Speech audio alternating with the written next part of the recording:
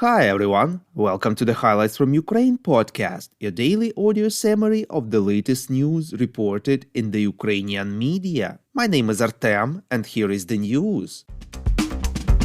444 days less the Russian invasion of Ukraine. President of Ukraine Volodymyr Zelenskyy visited Rome yesterday, reports Interfax Ukraine. He met Italian President Sergio Mattarella, Prime Minister Giorgia Meloni, and Pope Francis. Volodymyr Zelenskyy and Pope Francis held a 40-minute conversation in the Vatican and exchanged gifts, reports European Pravda.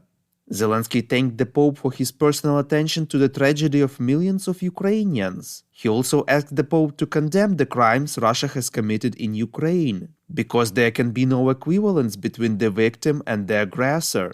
In early May, Francis said that the Vatican was involved in a peace mission aimed at ending the conflict between Russia and Ukraine, but no details have been disclosed.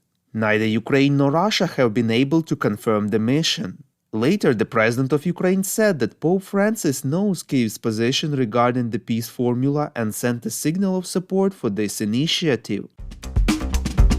In his evening video address, President of Ukraine informed that during a meeting with Italian Prime Minister Giorgia Meloni, they discussed new joint defense steps. We agreed on weapons and air defense, informed the president. We would really appreciate if you could recommend us to your friends and family, as well as share information on social media. This way more people would learn about the podcast and truth about Russia's invasion of Ukraine. Volodymyr Zelenskyy gave an interview to the Italian media, reports Ukrainska Pravda. In it, he said that the first important steps regarding the Ukrainian counteroffensive will take place soon. The president stressed that Ukraine is preparing very seriously for it, and when it starts, everyone will definitely see the counteroffensive, and Russia will definitely feel it.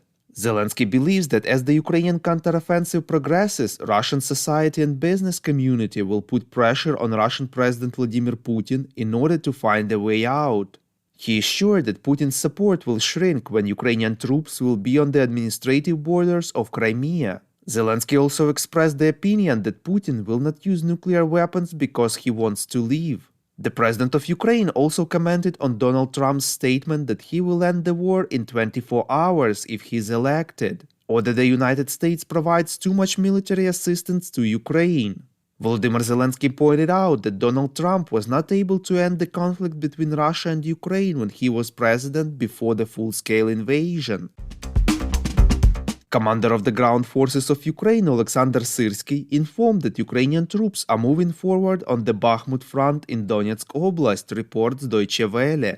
According to Syrsky, the Russians are losing their equipment and manpower. Deputy Defense Minister Hanna Maliar specified that Ukraine's troops are advancing in two directions on the outskirts of Bakhmut and have taken a significant number of Russian soldiers prisoner, reports RBK Ukraine.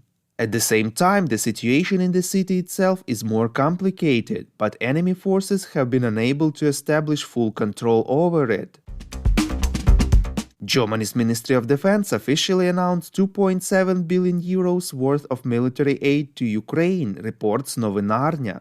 This is the largest support package from Berlin since the start of the full-scale Russian invasion. The assistance package includes 18 wheeled howitzers, artillery ammunition, guided missiles for air defense systems, 4 Iris-T anti-aircraft missile systems, and 12 launchers, 30 Leopard 1 A5 main battle tanks, 20 Marder infantry fighting vehicles, over 100 armored combat vehicles, and over 200 reconnaissance drones. The announcement was made before Volodymyr Zelenskyy's visit to Germany. The Highlights from Ukraine podcast is a commercial initiative of just two people, and we need your help to grow. Share information about the podcast, rate us in the app, subscribe to our Patreon. With your support, we are getting better. We call on you to demand from governments of your countries to impose the toughest sanctions possible on Russia and its citizens to stop their invasion of Ukraine.